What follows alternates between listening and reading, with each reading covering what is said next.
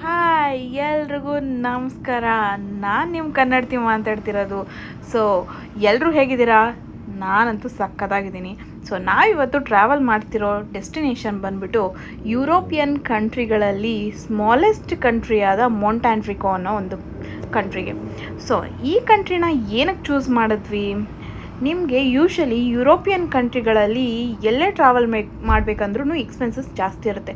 So ನಿಮ್ಮ ಕಮ್ಮಿ ಎಕ್ಸ್ಪೆನ್ಸಸ್ಸಲ್ಲಿ ಹೇಗೆ ನಾವು ಟ್ರಾವೆಲ್ ಮಾಡ್ಬೋದು ಅನ್ನೋದನ್ನು ತೋರಿಸೋದಕ್ಕೆ ನಾನು ಈ ಕಂಟ್ರಿನ ಚೂಸ್ ಮಾಡಿದ್ದೀನಿ. ಸೊ ಬನ್ನಿ, ನಾವು ಈ ಕಂಟ್ರಿಗಳಲ್ಲಿ ಹೇಗಿರ್ತೀವಿ, ಎಷ್ಟಾಗುತ್ತೆ, ನಮ್ಮ ಚಾರ್ಜಸ್ ಎಷ್ಟಾಯಿತು, ನಾವೇನೇನು ಪ್ರಾಬ್ಲಮ್ ಫೇಸ್ ಮಾಡ್ತೀವಿ, ಈ ಕಂಟ್ರಿ ಹೇಗಿದೆ, ಎಲ್ಲಿ ಜನ ಹೇಗಿದ್ದಾರೆ ಅಂತ ನೋಡೋಣ. ಸೊ ನಾವು ಲಂಡನಲ್ಲಿರೋದ್ರಿಂದ ಲಂಡನ್ ಸ್ಟ್ಯಾನ್ಸ್ಟೆಡ್ ಏರ್ಪೋರ್ಟಿಂದ ಟುವೆಟ್ ಅನ್ನೋ ಸಿಟಿಗೆ ಫ್ಲೈಟ್ ಬುಕ್ ಮಾಡಿದ್ವಿ. ಲಂಡನ್ ಮಾರ್ನಿಂಗ್ ಏರ್ಪೋರ್ಟು ನೀವು ಕೇಳಲೇಬೇಡಿ, ಫುಲ್ ಬ್ಯುಸಿ ಇರುತ್ತೆ. ಸೊ ನಾವು ಹೇಗೋ ಹೋಗಿ ಬೋರ್ಡಿಂಗ್ ಪಾಸ್ ಎಲ್ಲ ತೊಗೊಂಡು ಕ್ಯೂವಲ್ಲಿ ನಿಂತ್ಕೊಂಡಿದ್ವಿ ಬ್ಯಾಗೇಜ್ ಡ್ರಾಪ್ ಮಾಡೋದಕ್ಕೆ. ನಮ್ಮ ಬ್ಯಾಗೇಜು ಸ್ವಲ್ಪ ಪ್ರಾಬ್ಲಮ್ ಆಗಿಬಿಟ್ಟಿತ್ತು. ಓವರ್ ಸೈಜ್ ಅಂತ ಹೇಳಿ ರಿಟರ್ನ್ ಮತ್ತೆ ಬೋರ್ಡಿಂಗ್ ಪಾಸ್ ಹತ್ರ ಕಳಿಸಿದ್ರು. ನಾವು ತುಂಬ ದೊಡ್ಡ ಕ್ಯೂವಲ್ಲಿ ನಿಂತ್ಕೊಂಡು ವಾಪಸ್ ಮತ್ತೆ ಬಂದ್ವಿ. ಸೊ ನಮ್ಮ ಟೆನ್ಷನ್ ಇವಾಗ 1 ಅವರಲ್ಲಿ ಬೋರ್ಡಿಂಗ್ ಓಪನ್ ಆಗುತ್ತೆ. ಸೊ ನಮ್ಗೆ ಗೊತ್ತಿಲ್ಲ ಮತ್ತೆ ಕ್ಯೂವಲ್ಲಿ ಅಲ್ಲಿ ರೀಚ್ ಆಗ್ತೀವೋ, ಫ್ಲೈಟ್ ಸಿಗುತ್ತೋ ಅಂತ. ಬಟ್ ಸೆಕ್ಯೂರಿಟೀಸ್ ಎಲ್ಲ ಸ್ವಲ್ಪ ಹೆಲ್ಪ್ ಮಾಡ್ತಿದ್ದಾರೆ.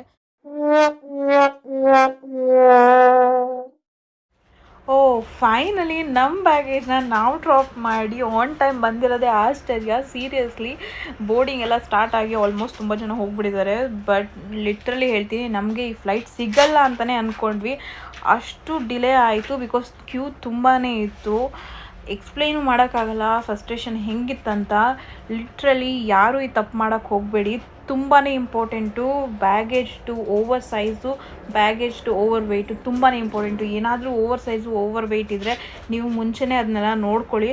ಬಿಕಾಸ್ ಅಕಸ್ಮಾತ್ ಮುಂಚೆನೇ ನೋಡ್ಕೊಳಕ್ಕಾಗ್ತಿಲ್ಲ ಅಂತಂದ್ರೂ 1 ಅವರ್ ಅಟ್ಲೀಸ್ಟ್ ಮುಂಚೆ ಬನ್ನಿ ಏರ್ಪೋರ್ಟಿಗೆ. ಲೇಟಾಗಿ ಬಂದರೆ 100% ನಿಮ್ಮ ಫ್ಲೈಟ್ ಮಿಸ್ ಆಗುತ್ತೆ. ಮತ್ತು ಓವರ್ ಚಾರ್ಜ್ ಮಾಡೋದಲ್ಲದೆ ಅವ್ರ ಫ್ಲೈಟ್ ಕೂಡ ನೀವು ಮತ್ತೆ ಬುಕ್ ಮಾಡ್ಕೋಬೇಕಾಗುತ್ತೆ. ಫ್ಲೈಟ್ ಮಿಸ್ ಆದರೆ ಅವ್ರು ಯಾವುದೇ ಹೊಣೆನೂ ತೊಗೊಳೋದಿಲ್ಲ. ಬಿಕಾಸ್ ಅದೆಲ್ಲ ನಮ್ಮ ಪ್ರಾಬ್ಲಮ್ ಅಂತಲೇ ಹೇಳ್ತಾರೆ. So be careful. ಈ ಥರ ಮಿಸ್ಟೇಕ್ನ ನೀವು ಮಾಡೋಕ್ಕೆ ಹೋಗ್ಬಿಡಿ ಯಾವುದೇ ಕಾರಣಕ್ಕೂ. ಆದಷ್ಟು ಬೇಗ ಏರ್ಪೋರ್ಟ್ ರೀಚ್ ಆಗಿ ಅಲ್ಲಿ ಬೇಕಾದರೆ ನೀವು ಮತ್ತೆ ಚೆಕ್ ಮಾಡ್ಕೊಳ್ಳಿ. ಆದರೆ ಸೊ ಬಿ ಕೇರ್ಫುಲ್ ಈ ವಿಚಾರದಲ್ಲಿ. ಸೊ ಹೇಗೋ ಫೈನಲಿ ನಾವು ಬಂದು ರಿಲ್ಯಾಕ್ಸ್ ಆಗಿ ನಮ್ಮ ಸೀಟಲ್ಲಿ ಕೂತಿದ್ದೀವಿ. ಲಿಟ್ರಲಿ ತುಂಬಾ ಸ್ಟ್ರೆಸ್ ಆಗಿತ್ತು. ಅಲ್ಲಿಂದ ಓಡ್ಕೊಂಬಂದು ತುಂಬ ಟಯರ್ಡ್ ಆಗಿಬಿಟ್ಟಿತ್ತು. ಬೇರೆ ನಮ್ಮ ಬ್ಯಾಗ್ ಕೂಡ ಒಳಗಡೆ ಬಂದಿದೆ, ನೋಡಿದ್ವಿ. ಸೊ ಹಾಗೆ ನಾವು ಬುಕ್ ಮಾಡಿರೋದು ಬಂದ್ಬಿಟ್ಟು Jet2.com ಏರ್ಲೈನ್ಸು. Jet2.com ಫ್ಲೈಟ್ ಬಂದ್ಬಿಟ್ಟು ಸ್ವಲ್ಪ ಕಂಜೆಸ್ಟೆಡ್ ಆಗಿತ್ತು. ಏನು ಅಷ್ಟೊಂದು ಫ್ರೀ ಆಗಿರಲಿಲ್ಲ. ಬಟ್ 3 ಅವರ್ಸಿಗೆ ಯು ಕ್ಯಾನ್ ಮ್ಯಾನೇಜಬಲ್. ಸೊ ಏನಷ್ಟು ಪ್ರಾಬ್ಲಮ್ ಆಗಲಿಲ್ಲ. ಎಂಟರ್ಟೈನ್ಮೆಂಟ್ ಸಿಸ್ಟಮ್ ಕೂಡ ಇರಲ್ಲ. Because European most of the ಕಂಟ್ರೀಸ್ಗೆ ಲಂಡನಿಂದ ಟ್ರಾವೆಲ್ ಮಾಡ್ತಿರ್ಬೇಕಾದ್ರೆ ಜಸ್ಟ್ 3 ಅವರ್ ಟು 4 ಅವರ್ಸ್ ಇರುತ್ತೆ ಯಾವುದೇ ಫ್ಲೈಟ್ ಆದ್ರೂ. ಸೊ ಯಾವುದೇ ಎಂಟರ್ಟೈನ್ಮೆಂಟ್ ಸಿಸ್ಟಮ್ಸ್ ಕೊಡಲ್ಲ ಕೆಲವೊಂದು ಫ್ಲೈಟ್ಗಳಲ್ಲಿ. ಸೊ ಹೇಗೋ ರಿಲ್ಯಾಕ್ಸ್ ಆಗಿ ಫೈನ್ ಹೇಗೋ ಎಂಟರ್ಟೈನ್ ಮಾಡ್ಕೊಂಡು ಹೋಗ್ಬೋದು. ಸೊ ಹಾಗೆ ನಮ್ಮ ಫ್ಲೈಟು ಟೇಕ್ ಆಫ್ ಆಗೋದಕ್ಕೆ ರೆಡಿ ಆಯಿತು. ಸೊ ನಾವು ನಮ್ಮ ಫ್ಲೈಟ್ನ ರಿಲ್ಯಾಕ್ಸ್ ಆಗಿ ಎಂಜಾಯ್ ಮಾಡ್ತೀವಿ. ನೀವು ಕೂಡ ಅಷ್ಟೇ ವ್ಯೂನ ಎಂಜಾಯ್ ಮಾಡಿ.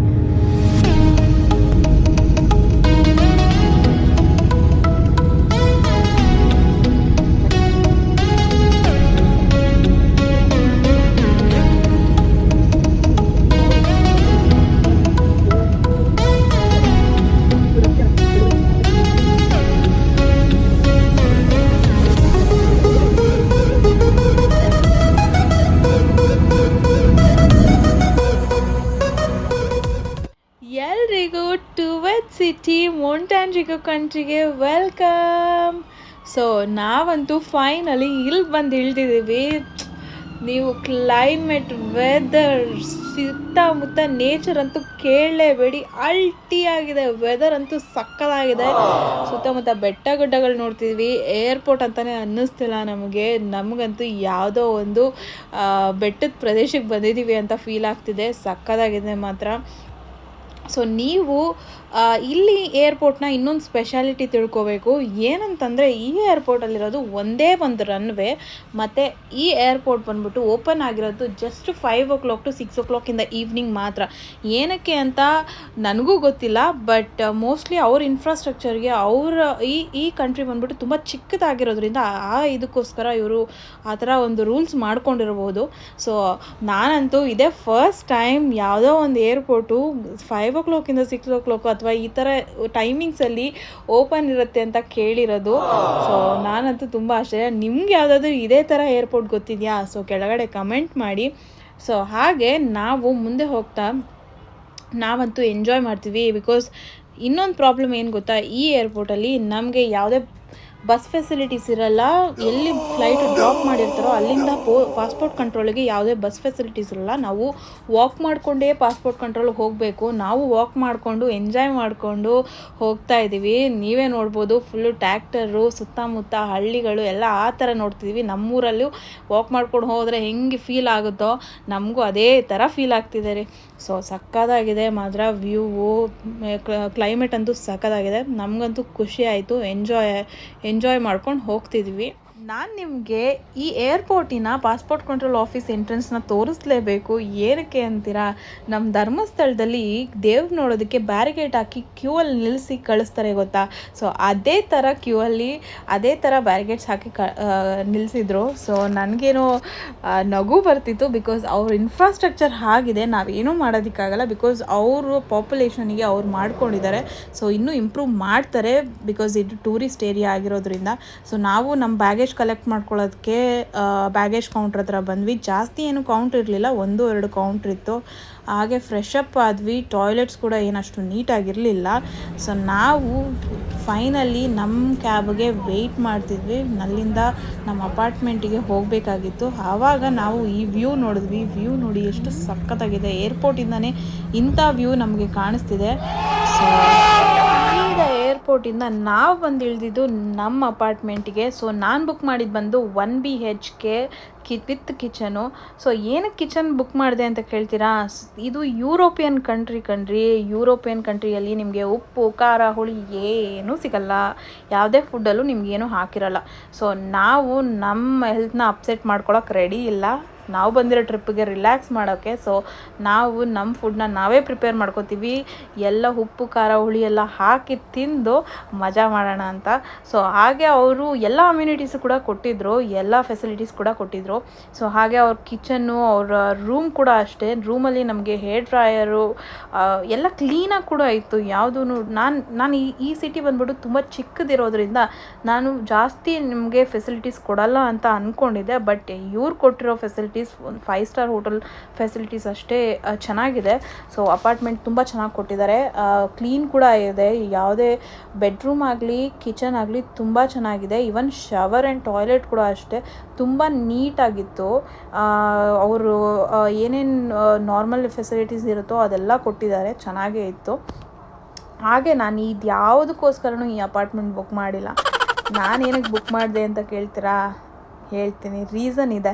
ಸೊ ನಾವು ಹಾಗೆ ವಾಕ್ ಮಾಡ್ಕೊಂಡು ಹೋಗ್ತಾ ನಮ್ಮ ಬಾಲ್ಕನಿಯಿಂದ ಒಂದು ಸ್ವಿಮ್ಮಿಂಗ್ ಪೂಲ್ ಕಾಣಿಸ್ತೆ. ಸ್ವಿಮ್ಮಿಂಗ್ ಪೂಲಲ್ಲಿ ಕೂತ್ಕೊಂಡ್ರೆ ನಮಗೆ ಸೀದಾ ನಮ್ಮ ಸಮುದ್ರ ಹಾಗೆ ಬೆಟ್ಟ ಗುಡ್ಡಗಳು ಕಾಣಿಸುತ್ತೆ. ಏನು ವ್ಯೂ ಅಲ್ಲ.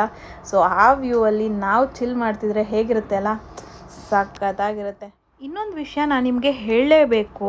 ಈ ಕಂಟ್ರಿಯಲ್ಲಿ ನಾವು ಬಂದಾಗಿಂದ ನೋಡ್ತಾನೆ ಇದ್ದೀವಿ, ತುಂಬ ಪಕ್ಷಿಗಳಿದೆ. ನಿಜವಾಗ್ಲೂ ಹೇಳ್ತೀನಿ, ನಮಗಂತೂ ತುಂಬ ಖುಷಿ ಆಯಿತು. ಏನಕ್ಕೆ ಅಂದರೆ ಇಂಡಿಯಾದಲ್ಲಿ ನಾವು ಇತ್ತೀಚೆಗೆ ನೋಡ್ತಾನೆ ಇದ್ದೀವಿ, ತುಂಬ ಪಕ್ಷಿಗಳು ಕಾಣಿಸ್ತಿಲ್ಲ. ಬಿಕಾಸ್ ಆಫ್ ನಮ್ಮ ನೆಟ್ವರ್ಕು ಆ ಥರ 5G ಎಲ್ಲ ಬಂದಿದೆ.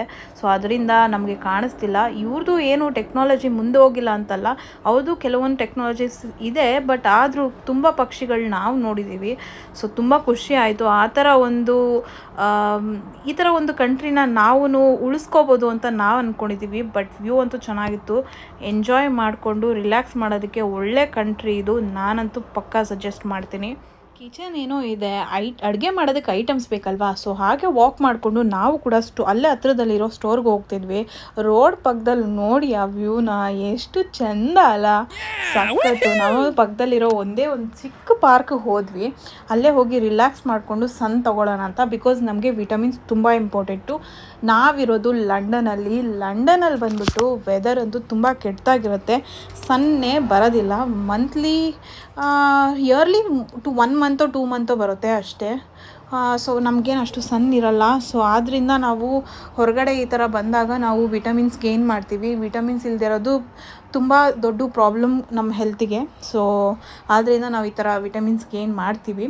ನಾವು ಹಾಗೆ ಇಲ್ಲಿ ಸುತ್ತಮುತ್ತ ಫೇರಿಗಳು ನೋಡ್ತಾ ಇದ್ವಿ, ಮತ್ತು ಸ್ಪೀಡ್ ಬೋಟ್ಗಳು ನೋಡ್ತಿದ್ವಿ. ಅಲ್ಲೇ ಇತ್ತ ಒಬ್ಬರಿಗೆ ಕೇಳಿದಾಗ ಅವ್ರು ಹೇಳಿದ್ರು, ಇಲ್ಲಿ ಎಲ್ಲ ರೋಡ್ಗಳು ತುಂಬ ಲಾಂಗ್ ಡಿಸ್ಟೆನ್ಸಲ್ಲಿ ಕನ್ಸ್ಟ್ರಕ್ಟ್ ಮಾಡಿರ್ತಾರಂತೆ. ಸೊ ಒಂದು ಪ್ಲೇಸ್ ಟು ಇನ್ನೊಂದು ಪ್ಲೇಸಿಗೆ ಹೋಗಬೇಕಾದ್ರೆ ನೀವು ಫೇರಿ ಅಥವಾ ಸ್ಪೀಡ್ ಬೋಟ್ನ ತೊಗೊಂಡ್ರೆ ತುಂಬ ಬೇಗ ಆ ಡೆಸ್ಟಿನೇಷನ್ಗೆ ರೀಚ್ ಆಗ್ತೀರಾ, ಮತ್ತು ಸೇಮ್ ಪ್ರೈಸ್ ಇರುತ್ತೆ ಅಂತ ನಮಗೆ ಹೇಳಿದ್ರು. ಸೊ ನಾವು ಹಾಗೆ ಆ ಇನ್ಫಾರ್ಮೇಷನಲ್ಲಿ ತೊಗೊಂಡ್ವಿ. ನಾನು ಇದ್ರ ಬಗ್ಗೆ ನಿಮಗೆ ಇನ್ನೂ ಹೆಚ್ಚು ಇನ್ಫಾರ್ಮೇಷನ್ ಕೊಡ್ತೀನಿ ನೆಕ್ಸ್ಟ್ ವೀಡಿಯೋದಲ್ಲಿ.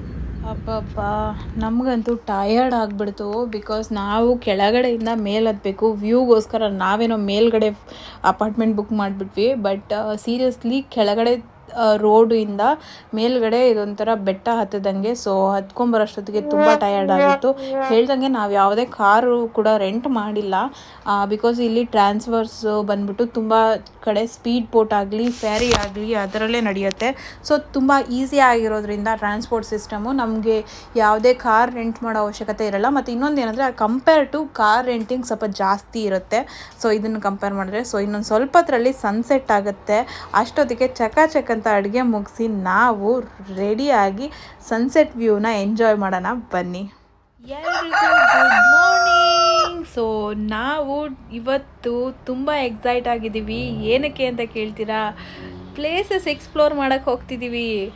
ಎಸ್, ಒಳ್ಳೆ ಪ್ಲೇಸಸ್ ಎಕ್ಸ್ಪ್ಲೋರ್ ಮಾಡೋಕ್ಕೆ ಹೋಗ್ತಿದ್ದೀವಿ. ಬಟ್ ಇವತ್ತೇನಂತಂದರೆ ಸ್ವಲ್ಪ ಕ್ಲೈಮೇಟ್ ನಮಗೆ ಕೈ ಕೊಡ್ತು. ಸೊ ಕ್ಲೈಮೇಟ್ ಬಂದ್ಬಿಟ್ಟು ಇವತ್ತು ಸ್ವಲ್ಪ ಕ್ಲೌಡಿ ವಿತ್ ಸನ್ ಅಂತ ಇದೆ. ಮತ್ತು ಸ್ವಲ್ಪ ಜಾಸ್ತಿನೇ ಕ್ಲೌಡ್ ಇದೆ ಇವತ್ತು. 90% ಅಂತ ತೋರಿಸ್ತಿದ್ದಾರೆ. ಸೊ ರೈನ್ ಅಂತೂ ಸ್ವಲ್ಪ ಇದೆ. ಸೊ ನಮ್ಗೆ ಗೊತ್ತಿಲ್ಲ ರೈನ್ ಬೀಳುತ್ತೋ ಇಲ್ವೋ ಅಂತ. ಸೊ ನಮಗೆ ಗೊತ್ತಿಲ್ಲ ಎಕ್ಸಾಕ್ಟಾಗಿ ಯಾವ ಥರ ವೆದರ್ ಇರುತ್ತೆ ಅಂತ. But hope for the best, ಒಳ್ಳೆ ವೆದರ್ ಇರುತ್ತೆ ಅಂತ ನಮ್ಮ ಡೇ 2 ನಾವು ಪ್ಲೇಸಸ್ನ ಎಕ್ಸ್ಪ್ಲೋರ್ ಮಾಡೋಕ್ಕೆ ಹೋಗ್ತಿದ್ದೀವಿ. ಇದು ಬಂದು one of the biggest fort in Montenegro. So ಇಲ್ಲಿಗೆ ಯಾವ್ಯಾವ ದೇಶದಿಂದ ಯಾರ್ಯಾರು ಬರ್ತಾರೆ ಮತ್ತು ಇದು ಏನಕ್ಕೆ ಹೆಸರುವಾಸಿ ಅಂತ ಎಲ್ಲ ಹೇಳ್ತೀನಿ ಇದು ನೆಕ್ಸ್ಟ್ ವೀಡಿಯೋದಲ್ಲಿ. ಸೊ ಅಲ್ಲಿವರೆಗೂ ಪ್ಲೀಸ್ ನಮ್ಮನ್ನು ಸಪೋರ್ಟ್ ಮಾಡಿ, ನಮ್ಮ ಚಾನಲ್ನ ಸಬ್ಸ್ಕ್ರೈಬ್ ಮಾಡಿ, ಫಾಲೋ ಮಾಡಿ, ಹಾಗೆ ಲೈಕ್ ಮಾಡಿ, ಶೇರ್ ಕೂಡ ಮಾಡಿ ನಿಮ್ಮ ಫ್ರೆಂಡ್ಸಿಗೆ ಯಾರ್ಯಾರು ಟ್ರಿಪ್ ಮಾಡ್ತಿದ್ದಾರೋ ಅವ್ರಿಗೆಲ್ಲ. Until then bye, see you.